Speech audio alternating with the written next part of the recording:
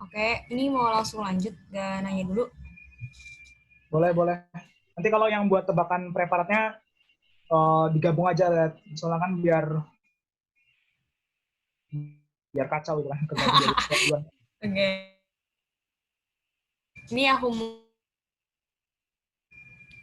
guys. Udah, udah. Ya, jadi selamat malam. Oke, mengulang lagi materi parasit dalam tinja. Oh, keluar. Ya, parasit dalam tinja. Oke. Ada apa aja? Pertama hukum infection karena cacing tambang ada 3, biasanya strongyloidiasis karena strongyloides, askariasis karena askaris, enterobiasis atau kremian karena enus, trikuriasis karena trikuris, taeniasis karena tenis karena entamuba, giardiasis karena giardi, sama yang terakhir itu ada apa tuh? Candidiasis ya. Tambah. Oke. Langsung aja. Ini udah bisa.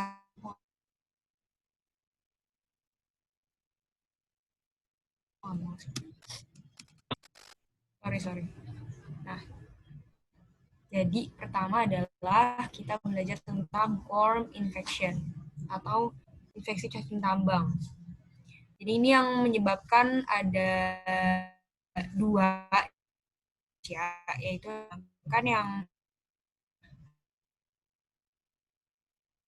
minum hewan kayak anjing gitu-gitu ya.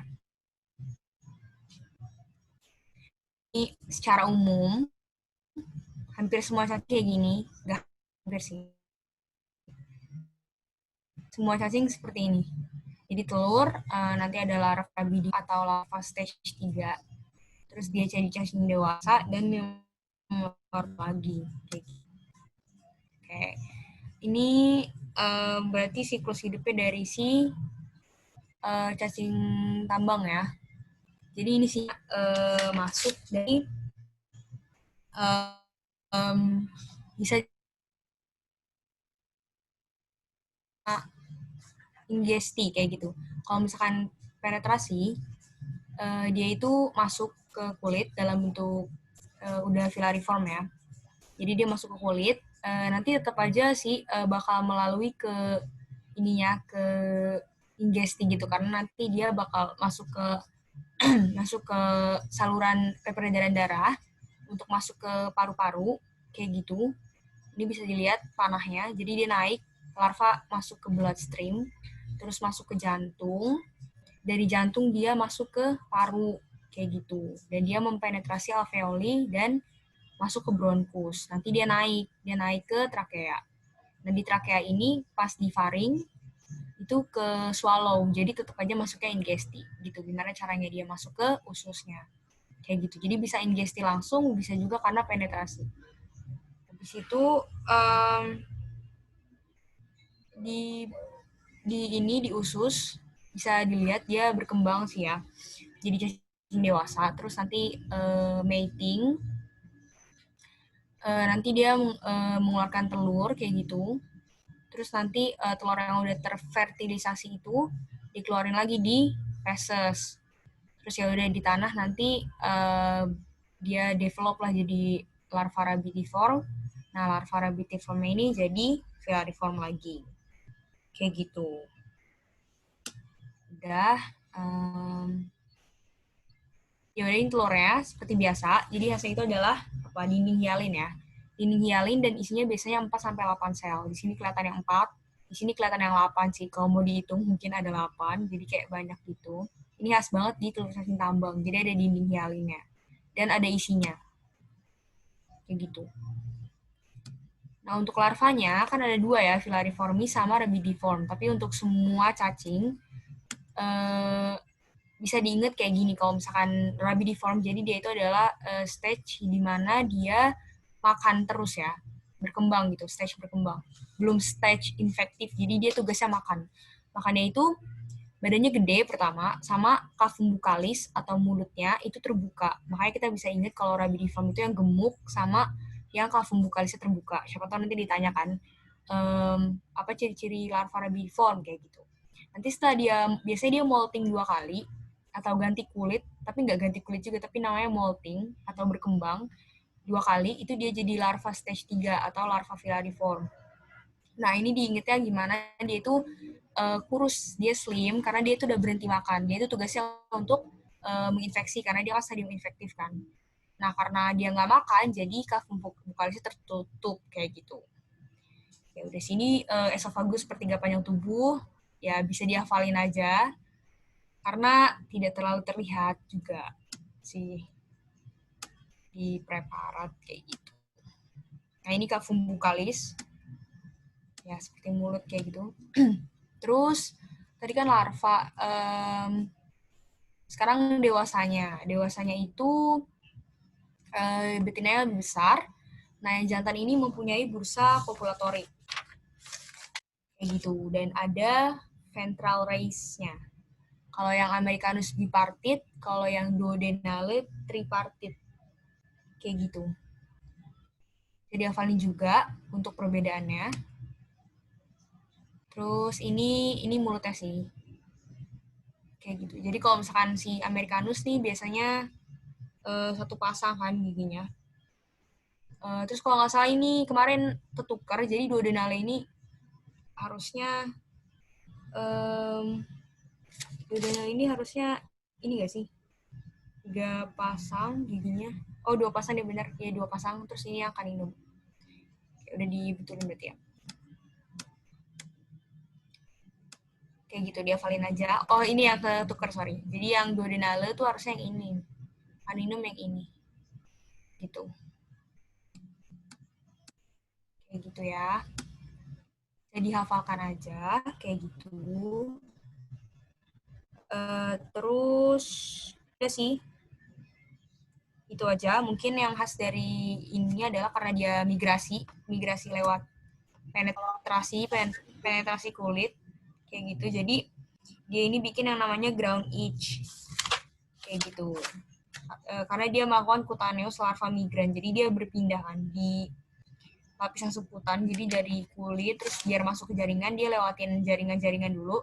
Nah, itu yang bikin namanya ground itch karena kan gatel kan, ada yang lewat-lewat gitu di jaringan. Kayak gitu. Udah, lanjut ke strongyloidiasis. Apa yang dia sebabkan? Dia itu menyebabkan diare Cochinchina. Itu nama cacingnya Strongyloides stercoralis. Oke, nah ini daur hidupnya. Jadi dia ini kompleks ya daur hidupnya. Jadi dia ini ada fase parasitiknya atau di dalam tubuh manusianya, tapi dia juga bisa ada fase free living-nya gitu. Jadi dia bisa tumbuh di tanah kayak gitu. Gak harus di usus ya untuk matingnya. Jadi kalau misalkan fasenya itu jadi misalkan ada telur, telurnya ini di usus pencernaan, usus small intestine, di usus kecil, terus nanti dia jadi larva rabidiform kan. Nah ini dia bisa migrasi ke bawah, migrasi ke anal, ke perianal, terus bisa keluar lewat feses kayak gitu. Bisa keluar lewat feses dan bisa juga di anal itu dia ini menjadi dewasa. Ketika dia menetas jadi larva stage 1, dia ini migrasi ke bawah kan ke perianal, tapi di perianal itu dia nanti bisa jadi dewasa juga gitu. Jadi dari larva stage 1 dia jadi larva stage 3, nanti infeksi bisa autoinfeksi yaitu dengan dia masuk lagi ke perianal. Jadi dia ke anal untuk jadi dewasa, terus dia penetrasi lagi ke perianal kayak gitu. Itu namanya autoinfeksi. Atau bisa juga dia keluar ke dari feses kan. Jadi ke tanah kayak gitu. Nanti di tanah ini dia bisa cacing bisa jadi larva filariform, terus bisa jadi cacing dewasa. Nanti cacing dewasanya bisa kawin di tanah, nanti mengeluarkan telur di tanah kayak gitu. Kayak gitu. Jadi ini kompleks ya untuk cacing ini. Oke, terus iya sih balik lagi ini penetrasi lagi ya cara masuknya. Jadi nanti si apa telurnya itu nanti hatch jadi labidiform, terus nanti jadi variform, tadi dia penetrasi lagi kayak gitu. Jadi ini yang autoinfeksi sih yang khasnya. Lanjut, untuk telurnya khasnya apa? Telurnya jarang ditemukan karena biasanya sudah menetas jadi larva rabidiform waktu masih di dalam mukosa usus sebenarnya. Jadi tadi kan aku bilang telurnya di usus, nanti dia netas jadi rabidiform. Nah, rabidiform ini jalan-jalan ke bawah ke perianal. Nah, di perianal ini dia bisa ikut feses kebuang ke tanah, atau bisa juga dia larvanya berkembang jadi larva filariform yang infektif, terus dia malah autoinfeksi masuk ke perianal lagi kayak gitu. Jadi telurnya emang jarang ditemuin. Terus ya udah ini kayak biasa sih, gendut ya, gendut kayak gitu. Ya ini larvanya, bisa dilihat ada mulut, cavum buccalis, esofagus, usus, terus ada kalau dia hasilnya ada primordial genitalnya di pertengahan usus. Nah, filariformnya itu ini yang khas ya, filariform. Jadi kalau misalnya nanti kalian responsi, sebenarnya nggak usah takut sih, karena kalau misalkan emang nggak bisa dibedain antara yang rabidiform satu sama lain, ya jawab aja rabidiform gitu. Tapi kalau misalnya bisa dibedakan, baru itu kalian jawab apa. Misalnya filariform ini kan dia ekornya bertaki kan, berarti kalian harus jawab lengkap.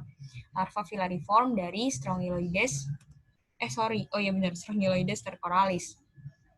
Ini nih takik nih, maksudnya kayak garpu somai. Kayak gitu. Cavum buccalis terlihat, esofagus setengah panjang badan, ada primordial genital, sama ini ya sih yang paling khas, ekor bertakik. Kayak gitu. Udah bisa dilihat jantan betina.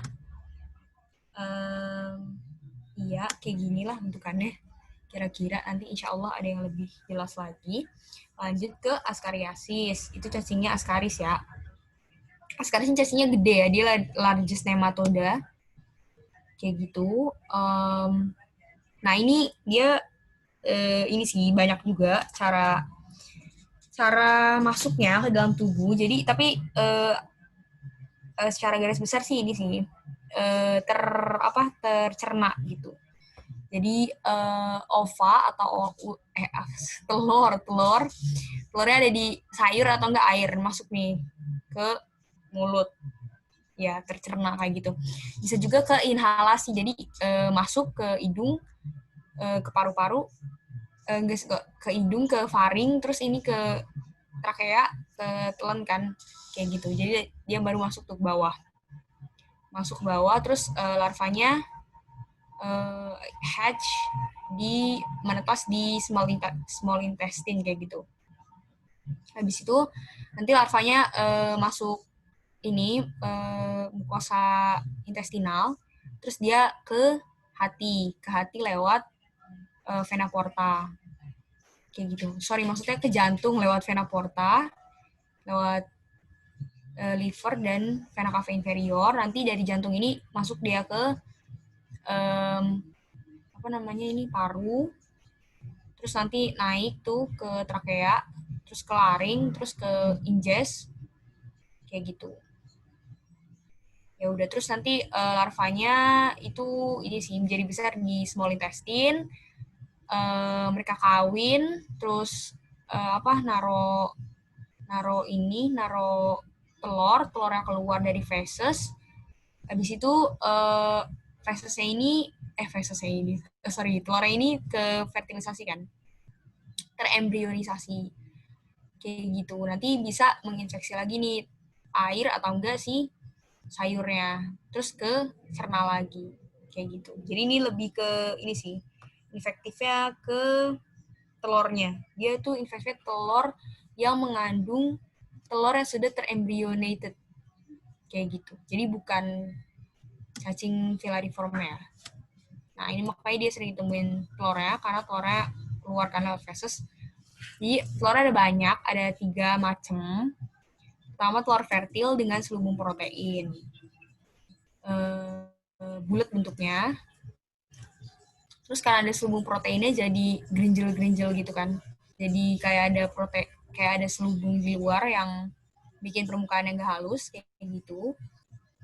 Jadi dia selubung albuminnya yang paling luar, terus yang kedua dinding hialin, baru nanti di dalamnya ada membrana vitellina, terus yang bakal berkembang jadi larva nih sel germinativum.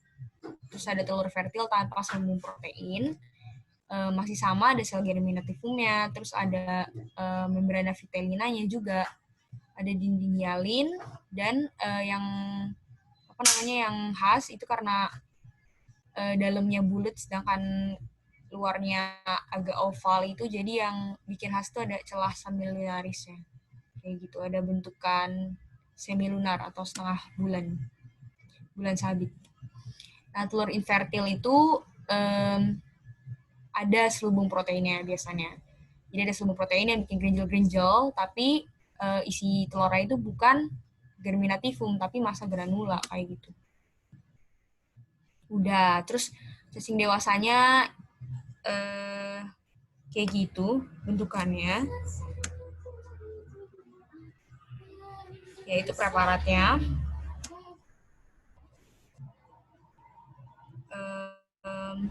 Oke, lanjut ke enterobiasis ya, karena enterobius remicularis. Lanjut. Oke, nah enterobiasis ini enterobiasis ini jadi yang infektif embryonated egg juga ya. Kayak gitu, dia bisa masuk lewat ingesti, juga autoinfeksi kayak gitu. Jadi kalau misalnya di ingesti itu ya udah si telurnya ada di air atau enggak di makanan juga. Kayak gitu, atau bisa juga kayak cacing sebelumnya. Jadi telurnya ada di perianal skin, terus di perianal skin, terus mengeluarkan larvanya berkembang di perianal skin, terus jadi masuk lagi larvanya lewat perianal kayak gitu. Nah, dia juga yang khas ada ini sih, ada namanya retroinfeksi. Jadi karena jadi telurnya kan di perianal, abis itu nanti larvanya keluar di perianal, tapi nanti larvanya ini untuk berkembang jadi yang jadi dia masuk ke ileum, terus dia mau molting, baru dia nanti jadi dewasa di sekum gitu. Jadi bisa retroinfeksi, jadi kayak mundur gitu infeksinya. Kayak gitu. Terus autoinfeksinya biasanya gara-gara itu sih, karena gatal, digaruk, jadi makan kan telurnya. Biasanya anak kecil kan, yang kayak gitu. Yang bikin autoinfeksi. Nah, telur ini yang khas apa nih, dorayaki. Jadi satu sisi kayak bulat gitu, satu sisi datar. Terus ada dinding hialinnya. Dan ada larva stadium tadpole di dalamnya. Karena dia infeksinya itu ya, infektifnya itu. Telur yang mengandung larva. Dewasanya gimana? Dewasanya kayak gini. Jadi dia itu yang khas itu ada cephalic alenya. Kayak gitu di cacing jantannya. Jadi bisa dilihat lagi di preparatnya. Yang ini cephalic ale yang nomor 1. Terus ada bulbus esophagus nomor 2. Nah, ini preparatnya, ini telurnya, ini bulbus esophagusnya. Ini berarti dia enterobius remicularis. Lanjut, tricuriasis. Disebutkan karena trichuris trichiura. Nah, ini daur hidup lagi. Ya sama sih dia ini juga. Jadi karena telur yang terembrio, yang udah ada embrionya, dengan larva rabidiform, terus nanti kan keluar di feses. Nanti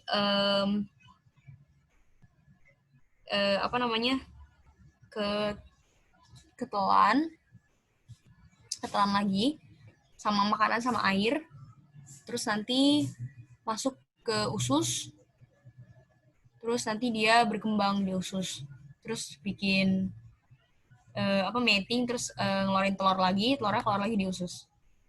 Ya, sama aja kayak gitu. Terus berulang.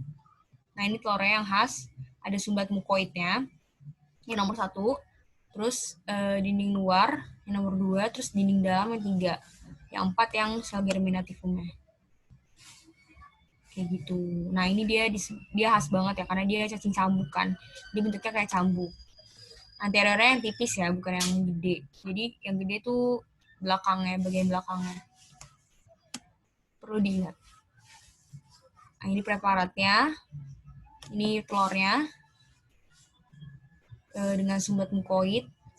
Sama ini apa namanya, cacingnya gede gitu ya, bagian belakangnya.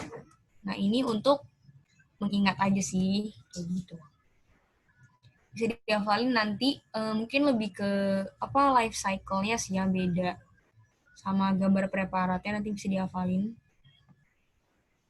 gitu. Lanjut ya, dikit lagi. Kedua, lanjutan ini parasitam tinja, tapi yang protozoa sama cacing pita. Taeniasis, amoebiasis, balantidiasis, giardiasis. Taeniasis, penyakit yang disebabkan oleh cacing taenia. Ini tadi udah dijelaskan di bagian darah. Jadi itu yang dijelaskan di darah itu apa? Sistiserkosisnya. Kayak gitu. Jadi ini sih ya, jadi si manusia ini bisa terinfeksi karena 2 hal. Bisa karena telur, bisa karena sistiserkosis ya. Sel makan daging yang terinfeksi oleh Cysticercus, kayak gitu. Jadi kalau misalkan yang Taenia saginata, setauku telurnya itu tidak bikin Cysticercosis di manusia. Tapi kalau misalkan telur Taenia solium itu bikin Cysticercosis di babi dan juga manusia. Jadi kalau misalkan yang saginata, dia tuh bikin Cysticercosis bovis kan. Bovis itu berarti ya di sapi doang. Tapi kalau Cysticercosis cellulosa itu bisa di babi, bisa di manusia kayak gitu. Nah, tapi kalau si manusia ini makan Cysticercosis dari daging babi atau sapi, nah itu bisa kena baru dua-duanya. Jadi itu yang membedakan saginata dan soliumnya kayak gitu. Jadi pertama nih, ini sih karena ada grafit-grafit ini. Jadi di tanah ada di feses itu ada bagian dari proglotit cacing dewasa yang ada di tanah, terus dimakan kan sama sapi atau babi kayak gitu. Terus ya udah deh, kalau misalkan makan telurnya kan berarti jadi Cysticercosis ya, jadi Cysticercosis. Nah habis itu nanti daging mereka dimakan sama manusianya juga kena, jadi Taeniasis kayak gitu ya. Udah sih, emang agak kompleks. Nah untuk telurnya itu kayak gini, khasnya ada garis radier dan ada selubung hyalinnya. Nah ini cacingnya, ada skolexnya, ada lehernya, ada strobila, proglotit imatur dan matur, sama ada proglotit grafit yang mengandung telur. Kayak gitu. Nah ini bedanya solium sama saginata. Gitu. Jadi kalau yang solium skolexnya globuler, bulat. Kalau yang saginata skolexnya piriformis. Kayak gitu. Terus dua-duanya punya suckers, ada 4. Tapi kalau di solium ada rostelumnya dan ada kaitnya. Sedangkan kalau di saginata nggak ada rostelumnya dan nggak ada kaitnya. Ini saginata nih polosan gitu. Nah, proglotit itu dibedakan dari imatur sama matur. Jadi kalau imatur pendek, alat kelaminnya belum sempurna. Terus kalau yang matur bentuknya hampir bujur sangkar dan alat kelaminnya sudah berkembang sempurna. Kayak gitu, ada genital pore-nya, ada testisnya, ada sperm duct-nya.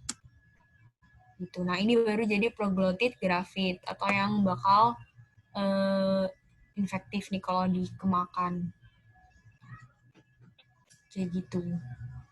Untuk Taenia solium kayak gini bentuknya hampir bujur sangkar.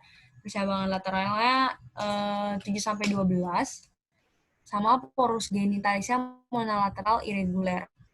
kayak gitu. Nih di sini monolateral berarti dia di satu sisi doang, irregular kayak gitu. Bisa bisa di berarti biasanya bisa di berarti di satu sisi terus gitu.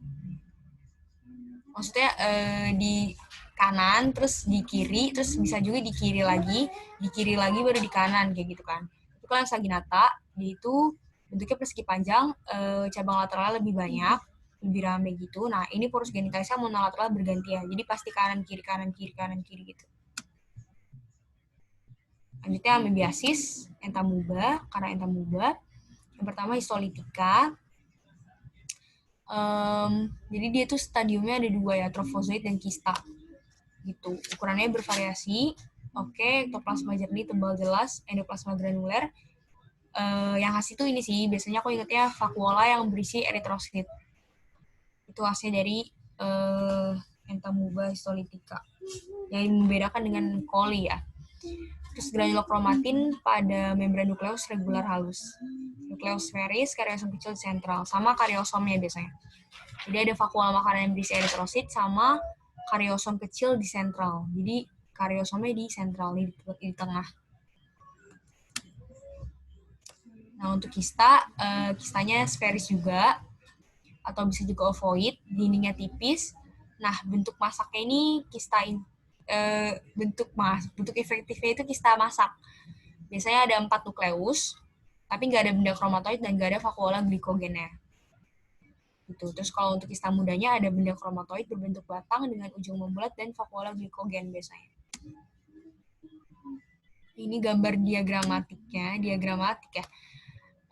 Terus ini, Nah yaudah ini ya biasanya ini sih. Jadi kistanya teringesti kan. Kista masaknya tadi yang infektif terus masuk ke saluran pencernaan. Nah dia itu bisa bikin ini sih, bisa bikin infeksi bukan cuma di saluran pencernaan aja, tapi bisa ekstraintestinal gitu. Artinya dia masuk ke otak, ke paru, terus ke liver, dan bikin komplikasi penyakit lainnya gitu, selain cuma amebiasis kayak gitu. Terus nanti kalau misalkan keluar lewat feses kayak gitu, bisa lewat lalat kan, dibawa, atau bisa juga dari tangan, atau bisa juga dari air, masuk lagi ke host lainnya kayak gitu. Kalau untuk entamuba coli, trofozoitnya ya udah ukurannya variasi, sitoplasma teratur, ekstoplasma dan endoplasma sudah dibedakan. Nah, karyosomnya ini nih, karyosomnya cukup besar, terletak eksentrik. Eksentrik tuh maksudnya nggak di sentral. Maksudnya eksentrik tuh bisa di mana aja. Nggak pasti. Eksentrik tuh nggak pasti. Terus granulokromatin pada membran nukleus kasar irregular. Nah, sama satu lagi vakuola makanan berisi bakteri. Yang tadi kan vakuola berisi eritrosit ya sih? Ya kan? Vakuola makanan berisi eritrosit. Satu lagi dibedain dari vakuola makanan berisi bakteri. Nah, kistanya bentuk sferis atau subsferis sama. Kalau kista muda ada benda kromatoid juga. Untuk kista masaknya ini yang bedain. Jadi yang sebelumnya si histolitika ada 4 nukleus. Kalau si coli itu ada 8 sampai 16 nukleus. Kalau preparatnya bagus bisa dihitung sih. Tapi kalau nggak bagus ya kira-kira aja. Benda kromatoidnya pada tetap hilang. Kayak gitu. Ini gambar diagramatiknya. Karyosom eksentris. Nah ini hampir sama sih. Hampir sama, jadi ke ingest. Terus ya ke ingest, terus dia eksistasi. Terus bikin amebiasis, nanti dia keluar lagi. Past infesis lagi. Kayak gitu. Nah, selanjutnya balantidiasis, karena Balantidium coli. Oh, ini terakhir ya. Oh, terakhir giardiasis deh. Balantidium coli, oke, trofozoid. Bentuknya lonjong. Ada silia-silianya. Ini yang khas dari balantidiasis. Nih kalau kalian lihat ada yang bulut-bulut gini, terus pertama ada yang kayak ginjal gini, itu makronukleusnya. Sama ada ini bulu-bulu gitu di luarnya, itu berarti balantidium coli. Gitu. Terus ada 2 nukleus, satu makro, satu mikro. Kalau misalkan si makro ini yang mirip ginjal. Kalau yang mikro itu tuh sebetulnya posisinya di sini nih, di lekukan si makronya itu. Jadi biasanya nggak kelihatan kan. Karena biasanya kalau porno preparat entah dia ketindihan sama si yang bentuknya ginjal ini atau ketutupan kayak gitu. Terus ada peristom di anterior, ada sitopik di posterior. Peristom tuh mulut ya, sitopik tuh anusnya. Terus ada vakuola kontraktilnya juga. Stadium infektifnya itu kista, bentuknya bulat, ini 2 lapis, silia dibungkus ini kista, ada 2 nukleus masih, satu makronukleus, satu mikro, sitoplasma granuler. Ini diagramatiknya seperti biasa. Ini tadi sitostom, ya mulutnya. Ini vakuola kontraktil, ini silia, terus ini makronukleus, nah ini mikro. Nah ini mikronukleusnya dilakukan si ginjal ini biasanya. Nah, life cycle-nya sama juga sih, terinjek dari makanan atau air yang ada kistanya, nggak bersih. Ya udah, terus eksistasi kan dia di kolon, invade ininya, intestinal wall, bikin balantidiasis, kayak gitu. Terus yang terakhir giardiasis, karena giardia lamblia. Nah, trofozoidnya, nah ini yang khas ya, karena bentuknya. Jadi bentuknya piriform, ujung anterior membulat, posterior runcing, kayak gini. Depannya bulat gini, terus posterior meruncing. Terus ada sepasang nukleus, kanan dan kiri linea mediana. Ini nukleusnya, yang kayak mata. Ada flagellanya banyak, 4 pasang kalau nggak salah. Terus ada parabasal badis. Parabasal badis ini yang bentuk senyumnya, yang bentuknya kayak sosis. Kayak orang senyum katanya. Nah, terus lanjut ke kista. Ya udah, kistanya itu flagellanya tarik masuk, jadi ada serutan kayunya. Kayak gitu. Bentuknya ovoid. Terus kalau kista muda nukleusnya 2, kalau kista masak biasanya nukleusnya 4. Kayak gitu. Nah, ini gambar diagramatiknya. Ini gambar idealnya ya. Jadi belum tentu nanti di preparat bentuknya kayak gitu, tapi kalian hafalin aja. Yaudah, ini sama. Dia ada di air, terus dia keminum. Terus ini sih, trophozoite attached to villous surface of small bowel mucosa causing abdominal distress, cramps, and irritations. Kayak gitu. Jadi yang khas itu dia bikin diare steatore. Ada lemak-lemaknya gitu. Tinjanya ada lemak-lemaknya gitu. Udah.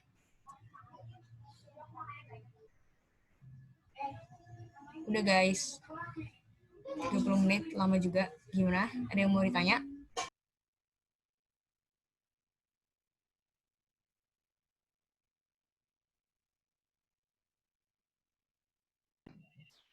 Ya, oke. Thank you Aleta buat